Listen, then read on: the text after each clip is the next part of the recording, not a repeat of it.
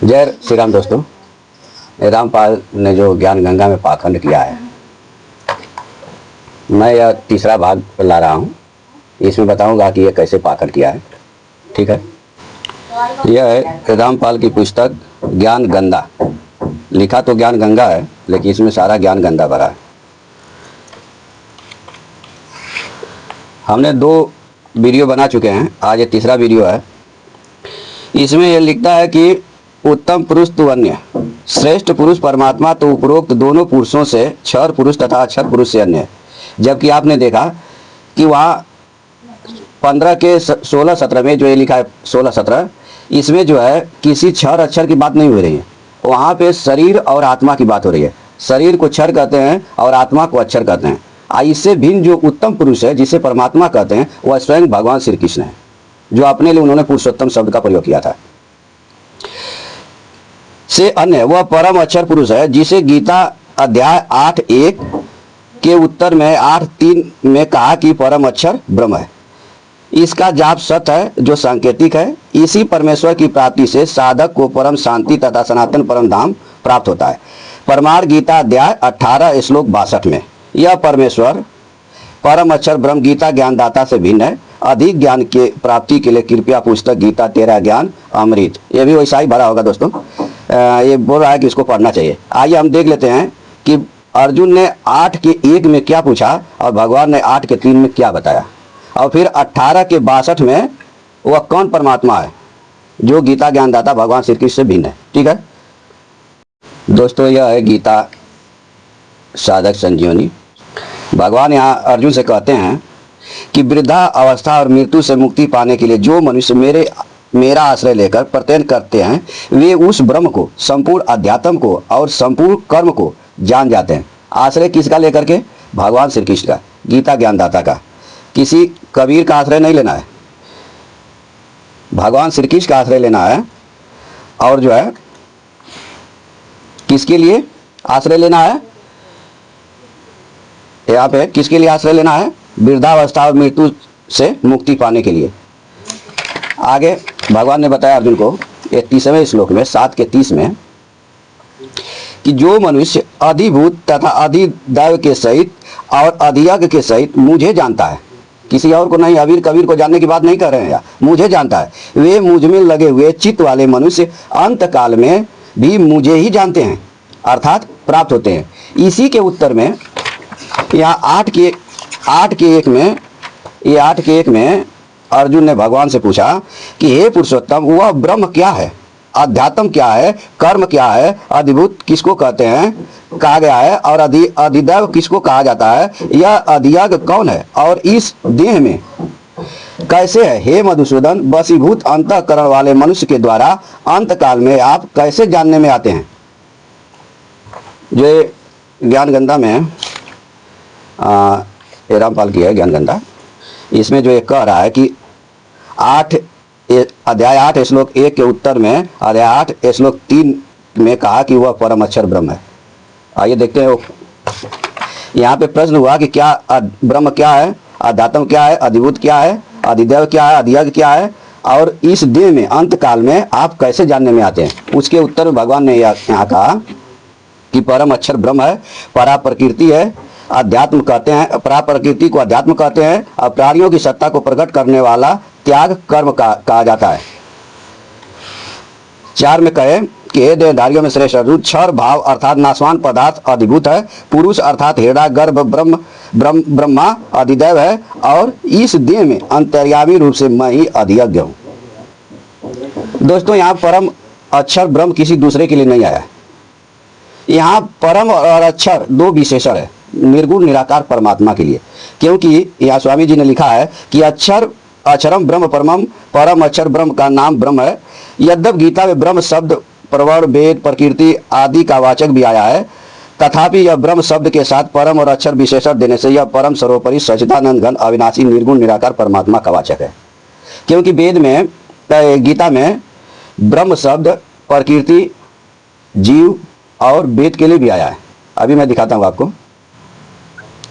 यह अध्याय 3 है, श्लोक संख्या 14-15 है। इसमें बताया जाए कि संपूर्ण प्राणी अन्न से उत्पन्न होते हैं, अन्न की उत्पत्ति वर्षा से होती है, वर्षा यज्ञ से होती है, और यज्ञ कर्मों से संपन्न होता है। कर्मों का वेदों से उत्पन्न ज्ञान, और वेद को अक्षर ब्रह्म से प्रकट हुआ ज्ञान, इसलिए सर्वव्यापी परमात्मा यज्ञ कर्तव्य कर्म में नित्य स्थित है। यहाँ जो ब्रह्म उद्भव, ब्रह्म शब्द वेद के लिए भी आया है। जो ब्रह्म से उत्पन्न होता है वो ब्रह्म शब्द वेद के लिए आया है। यह अध्याय 4 है, इसका श्लोक संख्या 24 है। इसमें ब्राह्मणा ब्रह्म रूप कर्ता के लिए आया है, जीव के लिए आया है ब्रह्म शब्द। और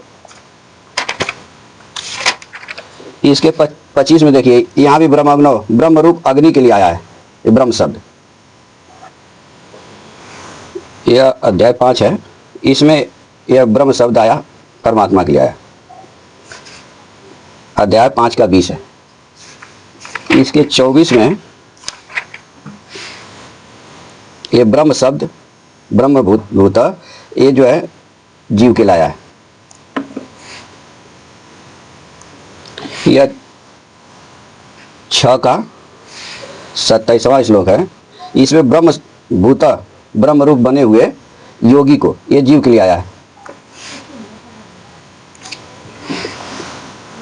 देखिए ये 6 है, 6 का 44वां श्लोक है। इसमें शब्द ब्रह्म, यह ब्रह्म शब्द जो है वेद के लिए आया। इसलिए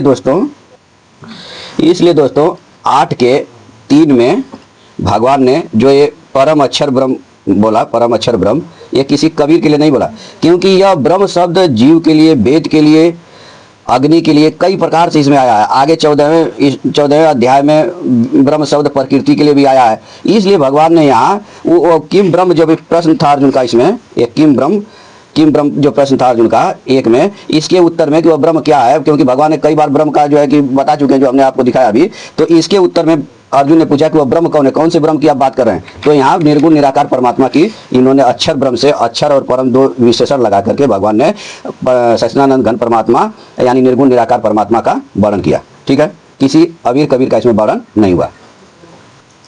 दोस्तों यही वही जो है कि ये ज्ञान गंगा है। अब इसमें ये रामपाल लिखता है कि अध्याय 18 श्लोक 62 में यह परमेश्वर परम अक्षर ब्रह्म गीता ज्ञानदाता से भिन्न है। आइए देख लेते हैं कि 62 में गीता ज्ञानदाता से भिन्न है कि कोई दूसरा है कि कौन है, देख लेते हैं। दोस्तों यह है गीता अध्याय 18 श्लोक संख्या 62। इसका अनुवाद यहाँ है। भगवान अर्जुन से बता रहे हैं कि हे भरत वंश उद्भव अर्जुन, तू सर्वभाव से उस ईश्वर की ही शरण में चला जा, उसकी कृपा से परम शांति संसार से सर्वथा उपरति को और अविनाशी परम पद को प्राप्त हो जाएगा। दोस्तों अब सवाल यह है कि गीता में भगवान जिसके शरण में जाने के लिए बोल रहे हैं वह परमात्मा इसमें कौन है। ठीक है, आइए हम दिखाते हैं वो परमात्मा कौन है। भगवान ने 61वें श्लोक में 18वां का 61वां ये है, इसमें बताया, हे अर्जुन, देखिए, हे अर्जुन, ईश्वर संपूर्ण प्राणियों के हृदय में रहता है। अपनी माया से शरीर रूपी यंत्र पर आरूढ़ हुए संपूर्ण प्राणियों को उनके स्वभाव के अनुसार भ्रमण कराता है। वह ईश्वर कहाँ रहता है? हृदय में रहता है। इसलिए भगवान ने 62वें में बोला कि उसके शरण में चला जा, जो हृदय में स्थित परमात्मा। ये नहीं कि वो रामपाल का जो सतलोक में स्थित है उसके पास बोला, नहीं, जो हृदय में स्थित परमात्मा है उसके शरण में चल जा। अब सवाल ये है कि हृदय में स्थित कौन है, तो देख लेते हैं। दोस्तों यह है अध्याय 13, जो हृदय में स्थित परमात्मा है। यहाँ भी बताया गया है कि वे परमात्मा संपूर्ण ज्योतियों के भी ज्योति और अज्ञान से अत्यंत परे कहे गए हैं। वे ज्ञान स्वरूप, जानने योग्य, ज्ञान से प्राप्त करने योग्य और सबके हृदय में विराजमान है। यहाँ भी बताया गया कि वो परमात्मा हृदय में विराजमान है, और 18 के 61 में बताया गया कि परमात्मा हृदय में विराजमान है। इसलिए भगवान ने उनको कहा कि आप जो है 62 वाले में कहा कि आप उस परमात्मा के शरीर में चले जाएं जो हृदय में स्थित है। अब सवाल यह है कि भगवान श्री कृष्ण या गीता ज्ञानदाता कहाँ रहते हैं। ठीक है, तो अब वो देख लीजिए। यह है अध्याय 7, श्लोक संख्या इसका 7 है। इसका अनुवाद यहाँ हुआ है, हे धनंजय, मेरे सिवा इस जगत का दूसरा कोई किंचित मात्र भी कारण तथा कार्य नहीं है।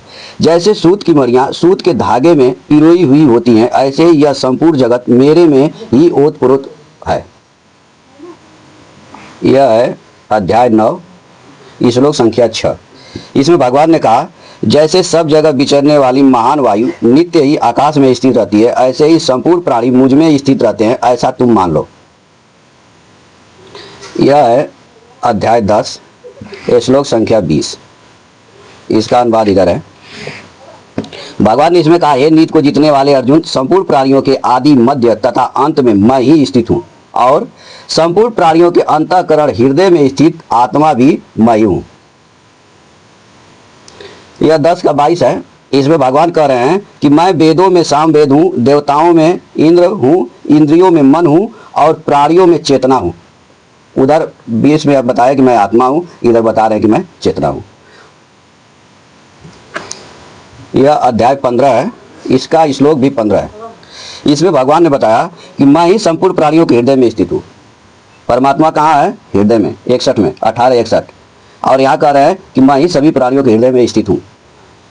10 के 20 में बोले कि मैं हर प्राणियों के हृदय में स्थित आत्मा हूँ, और 10 के 22 में बोले मैं हर प्राणियों में चेतना हूँ। और यहाँ बोल रहे हैं कि मैं हर प्राणियों के हृदय में स्थित हूँ, तथा मुझसे ही स्मृति, ज्ञान और अपोहन, संशय आदि दोषों का नाश होता है। संपूर्ण वेदों के द्वारा मैं ही जानने योग्य हूँ, वेदों के तत्व का निर्णय करने वाला और वेदों को जानने वाला भी मैं ही हूँ। यानी 1862 में यही बोला गया दोस्तों कि आप उस ईश्वर के शरण में चले जाएं। किस ईश्वर के शरण?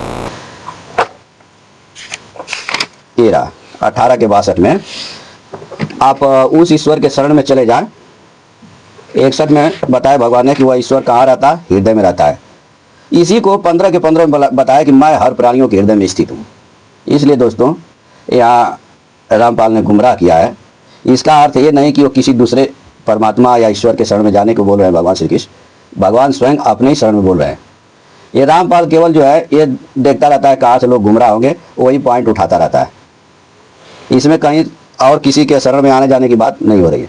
ठीक है, तो आपने देखा दोस्तों अध्याय 18-62 में जिस ईश्वर की बात हो रही है वह ईश्वर हृदय में रहता है। भगवान ने 61 में बताया था कि ईश्वर हृदय में रहता है, और 62 में बताया कि उसके शरण में चले जाओ। और अध्याय 15 के 15 में बताया कि मैं स्वयं हृदय में रहता हूँ। अध्याय 7 में बताया कि जैसे मणियां सूत में गुथी होती है, वैसे ही ये सारा संसार मुझ में गुथा है। तो दोस्तों कुल मिला जुला करके यहाँ रामपाल ने गुमराह किया है। ठीक है, आज के लिए इतना ही। जय श्री राम।